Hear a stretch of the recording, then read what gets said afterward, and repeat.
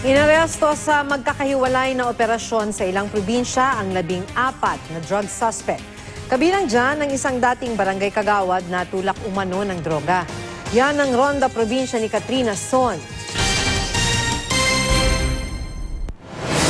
Dalang search warrant. Hinalughog ng PIDEA ang bahay ni dating barangay kagawad Aldaud, Cali sa Upper Hinaplanon, Iligan City.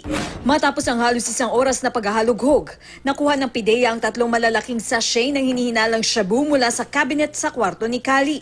Tinatayang 15 gramo ng hinihinalang shabu ang nakuha na nagkakahalaga umano ng mahigit 100,000 piso.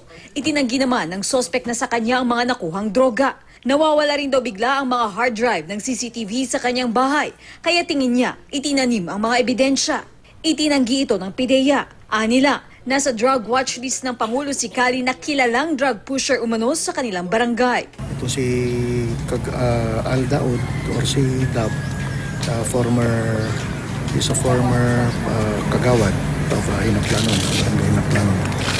And I know to everybody as a big-time drug pusher.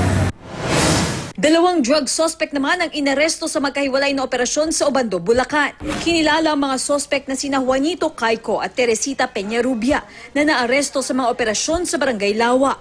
Nasamsam sa 2 ang ilang sachet ng hinihinalang shabu at buy-bust money. Ayon sa mga pulis, 2 linggong minanmanan ng 2 bago isinailalim sa buy-bust. Kasunod daw yan ng sumbong ng ilang residente. Aminado si Caico na sangkot siya sa droga habang itinanggi naman ito ni Peñarubia. 11 namang drug suspect ang inaresto sa magkahiwalay na operasyon kontra droga sa General Trias, Cavite. Kabilang sa mga naaresto, sina Josefina Buna, Danilo Nazaire, Gerson de la Cruz at mag-live-in partner na sina Victor Di Malik at Aljane Alfaro. Nakuha sa mga suspect ang ilang pakete ng hinihinalang shabu at buy-bust money. Walang payag ang mga naaresto. Katrina Son, GMA News.